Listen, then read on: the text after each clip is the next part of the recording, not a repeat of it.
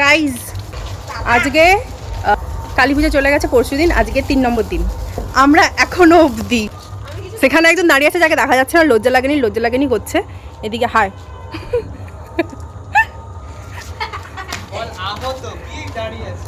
আহত হায় ফিকে দিছে। আর ওটা জল ছিল না হয়ে আছে পুরো জ্বালালি কখন? এদিকে একজন জল বোম ফাটাচ্ছে, ফাটাস বলে দেখছো না, মজা আয়া গাইস। আমাকে একটা কিছু দে। হ্যালো, তো তোমাদেরকে তো একটা প্রোমো দেখিয়েই দিলাম যে কীরকম কী আজকের ভিডিওটায় হতে চলেছে। শুধুমাত্র ওটা নয়, আরও অনেক কিছু আছে আগের ভিডিওটায়, কারণ আমি আজকে তোমাদের সঙ্গে শেয়ার করতে চলেছি যে আমার ভাইফোঁটাটা অ্যাকচুয়ালি কেমন কাটে। হ্যাঁ, সবার ভাইফোঁটা হয়তো অন্যরকম কাটে, বাট আমার এই ছানাপুনোদেরকে নিয়ে আমার ভাইফোঁটাটা ঠিক এইরকম কাটে। কালী পুজো চলে গেছে অনেক দিন আগে, তোমাদেরকে সে বললাম। আমার মামা এক বস্তা ভর্তি বোম এনে রাখে, কারণ আমরা সবাই মিলে ফাটাবো বলে। আমরা কালী পুজোর আগে থেকে ফাটিয়েও শেষ করতে পারিনি। এবছরে কালী পুজোতে তাও আমি যেতে পারিনি, কালী পুজোর দিন বা তার পরের দিন যে বোম ফাটানো হয় আমি ছিলাম না, আমি যেতে পারিনি। আমি তার পরের দিন গিয়েছিলাম অ্যান্ড এদের সঙ্গে মিলে ফাটিয়ে বোম ফাটিয়েছি। তোমরা এখানে দেখতেই পাবে, মানে নানা রকমভাবে ফাটিয়েছি। হয়তো এখানে বড়রা থাকলে আমাদেরকে যে কী পিটাতো তার কোনো ঠিক নেই। কত গাছে দেখা যাবে না আর খুশি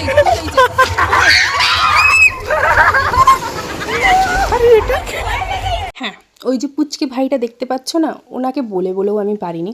যেখানে পাচ্ছে সেখানে বোম ফাটাচ্ছে, ঠিক আছে? মানে আমরা ওখানে ওদিকে জল বোম ফাটাচ্ছিলাম, এদিকে এই যে কখন তুপি ধরিয়ে দিয়েছে আমরা জানিও না। তারপরে একটু বকেছি যদিও ওকে, তারপর একটু মুখটা ভার হয়ে গেছিলো, বাট তারপর ঠিক হয়ে গেছে। প্লিজ অন করছি গাইস, আর বোম ফাটাতে এসেছি। সর তোরা সর, দিদি কোথায় থাকে? ও চলে যা, ওগুলা প্রচুর জোরে ফাটে। কোথায় বল ফুল হয়েছে ভালো লাগে সেকেন্ড ট্রাই। একটা মামুস আমার ভয় লাগছে, পুরো কেটে নিচ্ছি এটাকে। কিছু হবে না, সেই সেম জিনিসই হবে। 1 2 3 পুরো কি কোথায় কিচ্ছু না ফাটবে।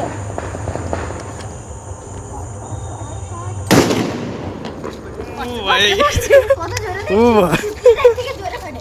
টু বি অনেস্ট, আমি জল বোম ছাড়া কোনো বোম ফাটাতে পারি না, কিন্তু এই ছানাপুনোগুলো আমাকে বলে দিদি তুমি তো বলো তুমি যাও যে সত্যি বোম ফাটাও। আমিও উঠে পড়েছি যে হ্যাঁ ঠিক আছে আমি পারবো।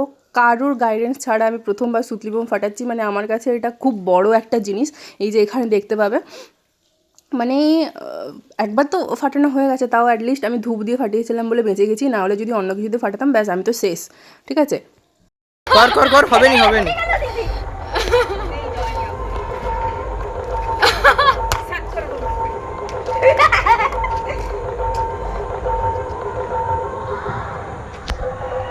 হইছে চলে আচ্ছা, ক্যামেরার ভিতরে চলে আসছিস তুই। আচ্ছা ঠিক আছে, জুম করে কর।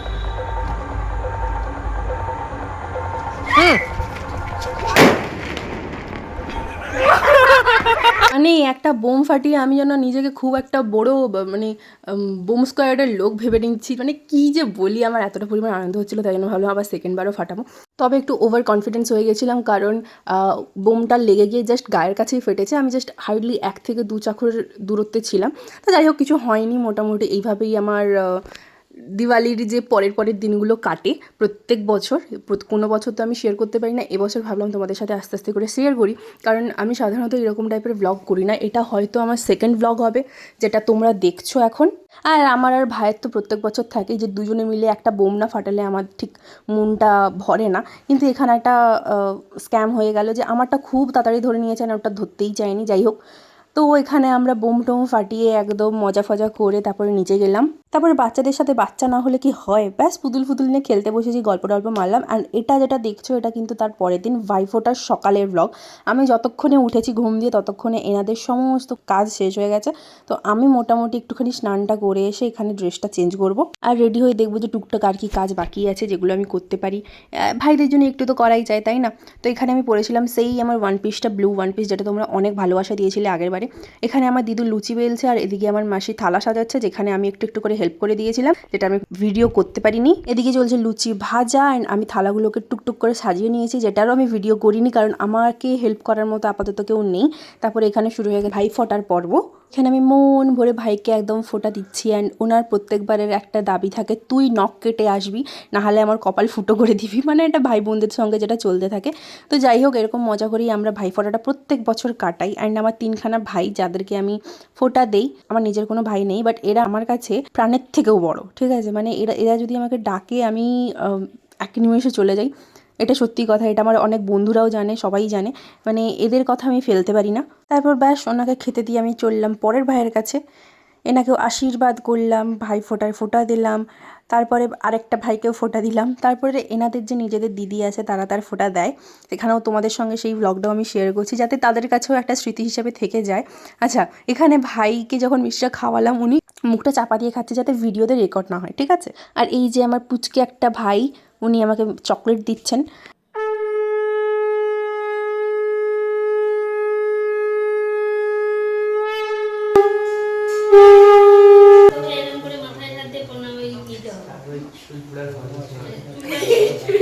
সাবধানে তো আমার বাকি ভাইরাও অনেক অনেক অনেক গিফট দিয়েছে, যেটার জন্য আমি খুবই হ্যাপি, যেগুলো আমি তোমাদের সঙ্গে শেয়ার করতে পারিনি।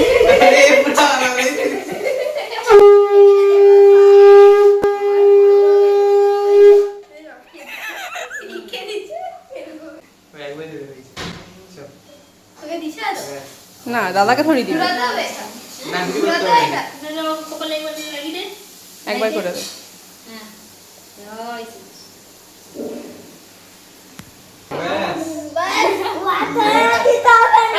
3বার নিতে হয়, 3বার নিতে হয়, নিতে হয়। তো এখানে মামির ভাইরাও এসেছিলো, এখানেই সমস্ত ভাই ফোটার কাজ বাজ শেষ হয়েছে। মামির আরেকটা ভাই এসেছিলো, যেটার ভিডিও আমি করতে পারিনি। তো এখানে আবার আমরা বাচ্চাদের সঙ্গে খেলা শুরু করেছি। এখানে এই যে ছোট পুচকে বাচ্চা মেয়েটা দেখছো, এ খুবই কিউট। দেখবে একটা জিনিস, দেখ আমি তোর গাল খেয়ে নিলাম, খেয়ে নিয়েছি, হাত দিয়ে দেখ, গাল কোথায়, হাত দিয়ে দেখ, হাত দিয়ে দেখ, গাল আছে নাকি দেখ, খেয়ে নিয়েছি, খেয়ে নিয়েছি, হাত দিয়ে দেখ, আছে নাকি দেখে নে, আয়না আছে এখানে। তো তারপরে আমরা সবাই খেতে চলে গেছিলাম, যেখানে ভিডিওটা আমি নিতে পারিনি জাস্ট বিকজ আমার ফোনের স্পেস শেষ হয়ে গেছে, আমি আর একটা কিছু ভিডিও করতে পারিনি। তো এখানে সবাই মিলে একটুখানি থামস আপ খাচ্ছি, কারণ আমাদের পেট গলা অবধি ভর্তি অ্যান্ড আমরা একদম খাবার মতো অবস্থায় নেই, তাও মোটামুটি